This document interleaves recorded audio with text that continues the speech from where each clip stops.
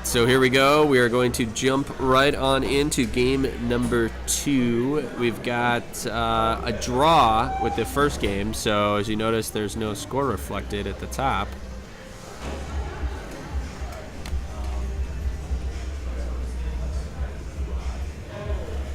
So let's wait and see what everyone wants to pick. I think these are two teams that are hungry for a win here.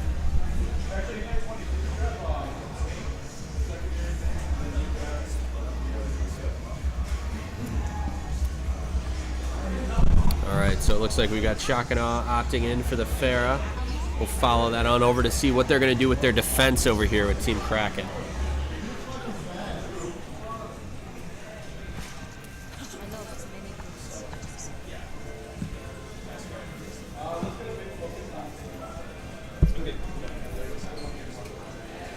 Just flying us in here to see what Team Kraken was going to do. All right.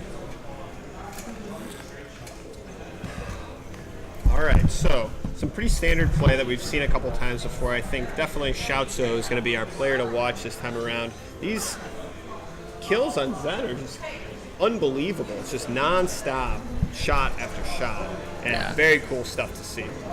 You know, usually don't think about Zen too much as the counter to Farah, but in a lot of ways he's showing that he's able to do that with sharp accuracy on those shots. The conversation we were just having before we started was about how we didn't think Zen was a ideal counter to Farah. So Rexaw, though, doing a good job getting that energy out of these targets, and a lot of times with a well-coordinated team, you can force that energy out of them. And he's in a good position there, starting on that left side on this at Temple as they enter in. As you saw, now they're back. Now they're actually closing in on the point a little bit, but you can use that good defensive position there to add the shield to who's ever taken damage. Cupcakey dealing with that diva. They got to be careful with this right over the point here, but they are making it work somewhat for them. Well, they're pushing Kraken well back into the corner, but you see Blondie's got pretty good positioning there as their Mercy up top, keeping them alive, running that pharmacy. Nice work on Blondie's part. But it looks like Dragon is doing pretty, looks like they cleaned up house there. Yeah, so Dragon, very nice. No, you mix those names up, man. It's Kraken.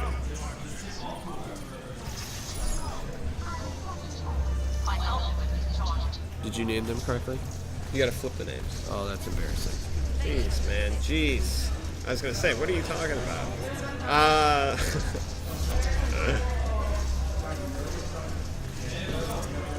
So Kraken on the offensive, and they're already picking up these plays right here, which is awesome to see. This is relentless right here. Sipiter's got her ult up as well, so this is just going to be a matter of rezzing up any loose targets if needed. But it's not looking like it is needed. Blondie, sick ult for Team Dragon to keep him up, but Randy's right there to just shut it right back down. Holy... Ow! Randy going ham on Temple of Anubis. Unbelievable. Oh my. That was unreal to see those plays coming out like that. Wow. If we could all play so well. Jeez. So I really want to add a Randy Marsh South Park image to that. That was awesome. That was pretty remarkable. Don't think Dragon really saw that coming, how quickly that aggression came. Wow. Yeah, that was very quick. But what we've noticed on Temple of Anubis is sometimes that's how that goes. When you can get advantage on that second point coming in, you can just roll your advantage and it just doesn't stop. So, are we gonna a little bit of a blow to Dragon's ego, but we'll see what they're able to do. Are we gonna see Randy make a switch here over to McCree? So if you've noticed, they tended to run that on defense. Randy tends to not run Farah. And Binshu's been running the Farah instead. That's what they did on Hollywood as well. So some weird switches that we've seen. So Blondie's been more of this, their flanker. He's the Genji. He's not on Genji. And I do kind of wonder why that is.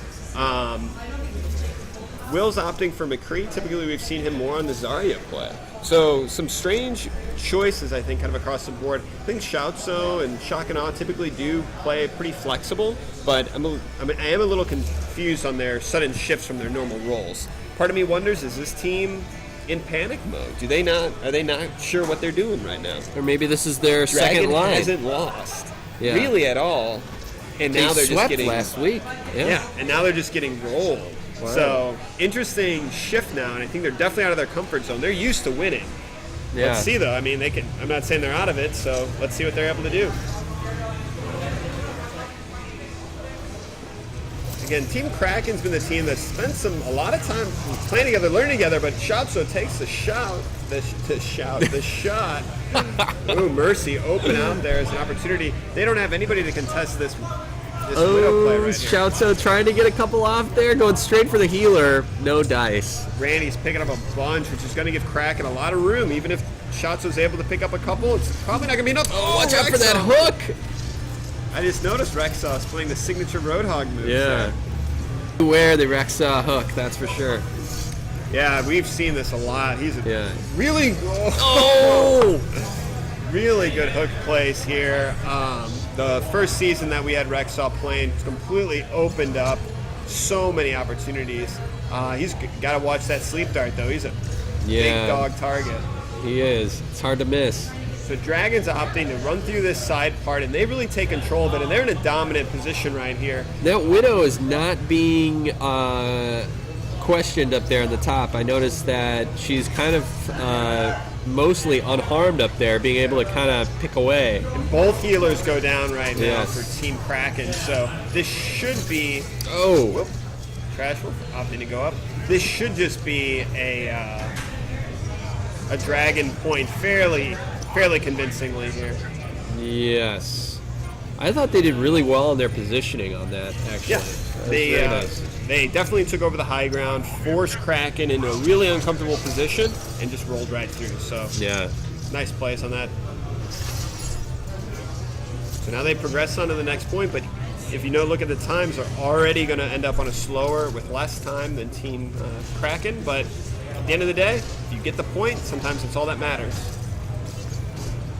Here they go again. Let's see if Shoutso, I was going to kind of want to see if anyone answers that Widow up there.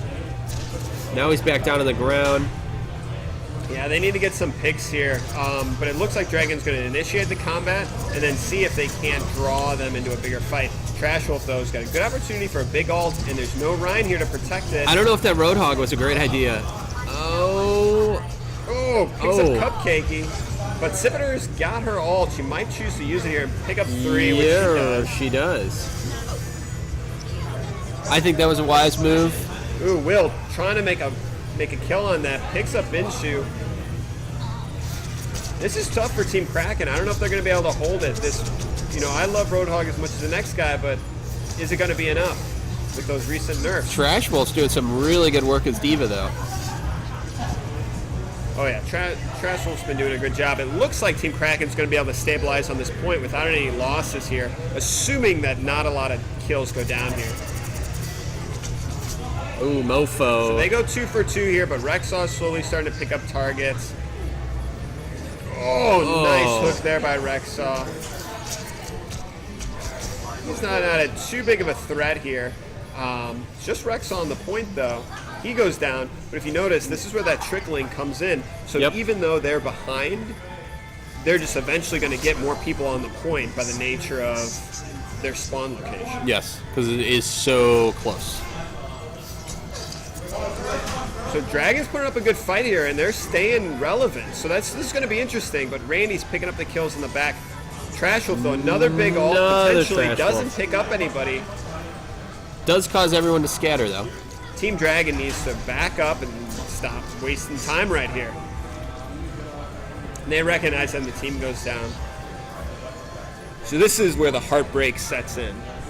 Dragon was in a dominant position, right? Yep. But they never held majority on the point enough to even get a tick. And that was a 3-minute push, about 2.5 minutes. That was a really long-winded push. I think at some point someone should have thrown in the towel and pulled back a little bit. And that's what's challenging to do with a team that doesn't quite have that trust and communication yet. How do you decide, this is when I need to back up? Yeah, and we've got, I was going to say, we saw a couple of swits there. We got Shouts over on the Genji now. Scimitar opting to keep the healers strong and alive. Good moves there, but it is going to be... Well, I think she knows the only way they pushed in at point A was taking out the legs of their healers. Absolutely. Nice ult there to keep everyone up by Cupcakey. Team Kraken starting to fall apart a little bit, but they're starting to regain it. And now we're in this exact same position as before, but look, Dragon's now playing the better move. Yes. Just got to get out of there. We can't sit there and waste 2 minutes again. Struggling to get the point. Because in all honesty, I mean, the time is not on their side if we're going to go into OT here, but regardless, they have 2.5 minutes, collect themselves, moving on the point.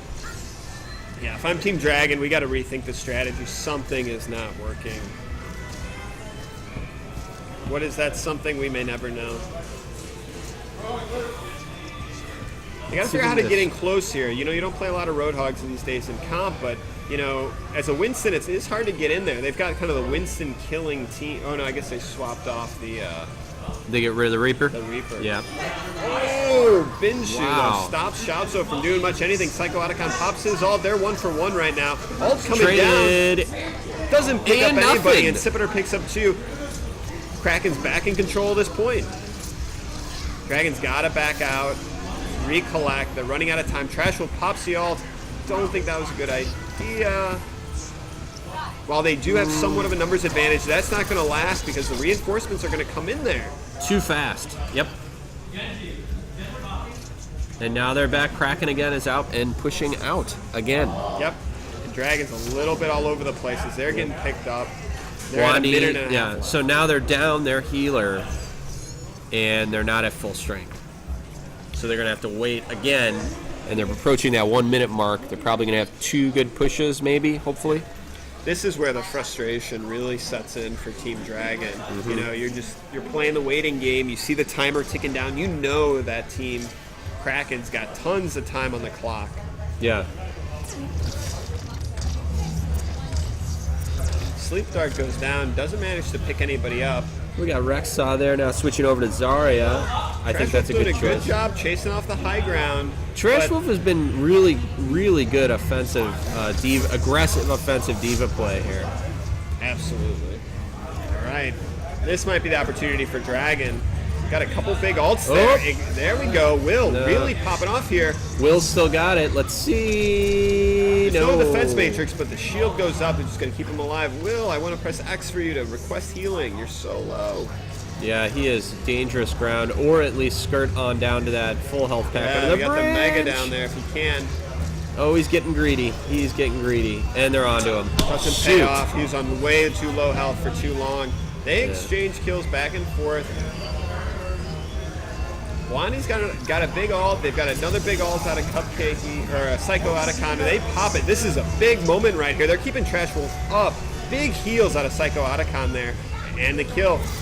Ooh, they might be able to pick this up if they can get this. Trash Wolf gets mercy. that. No Guardian Angel. Manages to pick it up, though, outside the other side. She's low. Ult coming out of Cupcakey. Coming in on the point to keep him up. Ult comes down from Mofo. The bubble's Shock's right gonna on die. it. He's still on it. Shockanaw gets knocked out.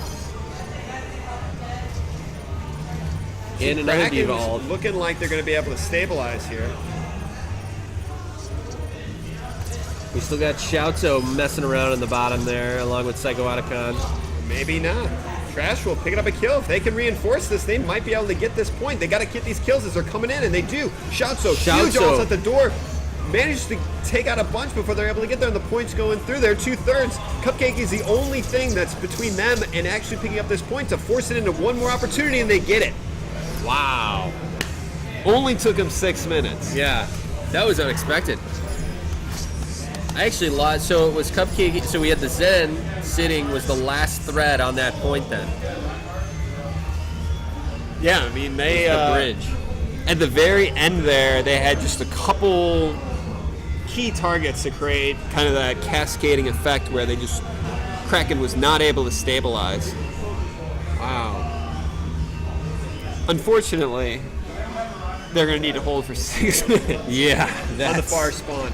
If I'm Team Dragon, I'm running Sim and I'm running Mercy. There's no question in my mind. That's the only way you're going to make this hold happen. You need a teleporter and You need the res. Yep. You need the torp. You need to get yourself into one of those so frustratingly strong turtling positions that Dragon just doesn't know what to do. Or I'm sorry, Dragon needs to put themselves in those positions where Kraken doesn't know what they're going to be able to do. So we could be bearing witness to one of the greatest holds of Overwatch Chicago League history right here. That is true. They're setting up for a serious hold right now. I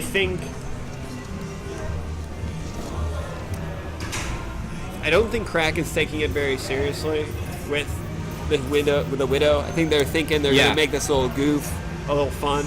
Yep. We got 6 minutes. That can definitely come back and get him. Let's see what happens here. Yeah, Randy doing the widow. All right. Okay. Oh, out the gate. Oh. Out the gate. But gets traded, though. Yeah, he Will, takes the trade. Will but took her out. Team Kraken's in a tough spot here. Wow. And then Randy immediately switches over to, Randy to said, the Pharah there. I proved my point. I have the best aim. They're on point, and the other thing is they only need to get a third of it even. But that still can be quite a bit. Ooh, Wow. Randy's right up there. Nice kills, though. We got Shoutzo right there. Ooh, I but feel a is going big uncontested in the res. corner. That was a huge res by Siviter. It's not going to be enough. Dragon's going to fold up right here. Oh no! Now they're down. Yep. That's it right there for that That team. big- That was a big res by Yeah. Sipiter there to really lock it in. And that's where, I don't know if they have anybody that plays Sim or Tor, but sometimes you need those specialty heroes to really make an all or nothing hold. Yeah. What typically happens with those heroes is you either win spectacularly or you get Just rolled over. steamrolled. And in some ways, it doesn't matter because the only way to win is by winning in a spectacular fashion. But overall, good plays, close plays. Wow. And this might be Sipiter's 2-man res. Oh, this was right at the end there, so Yeah. definitely enough to keep them up. Wow. I Tempo can res is so strong. Keep handing these out. Wow. Keep handing them out. Yeah, we knew. Yeah. We're doing a quick break here. Yeah. Little break time before we come up on our final match of the evening. Really good games this run-up. I'm excited for the finals. I really think this is one of those anybody can win sort of scenarios. We saw it in the first map, and I think 2CP is a source of frustration for a lot of players because it does require that kind of domino effect to take place where you win one, you win another, and then you take the point. When the other maps, like the more payload-focused things, allow for a team to really regroup and address where they're going. It's a little bit easier on offense, so it'll be interesting to see what these teams are able to bring to the table moving forwards. And Well, there's not a excited change. for the finals. Yeah. I mean, and there's not a. That's part of the reason we also like to mix up the maps. Is if we get something that's a little too, gets a little too boring and vanilla, then we get sounded like one of our chat alerts went off. You don't really stress to see. Maybe the team has more than one strength. Maybe they're, maybe they're only good at defending. Maybe they're only good at doing offensive. So I think what we're probably looking to do for the finals is probably the highest seeded team is going to have an opportunity to really, pick the maps. I think we'll put it in that sort of perspective to see, what do they view as their own strengths, and I think highest seed should have some sort of advantage going into the finals. So yeah. let's take a break ourselves, regroup here. We got our last map coming up shortly. Stick with us. We should be starting the next 2 minutes or so. Yep. All right. See you soon.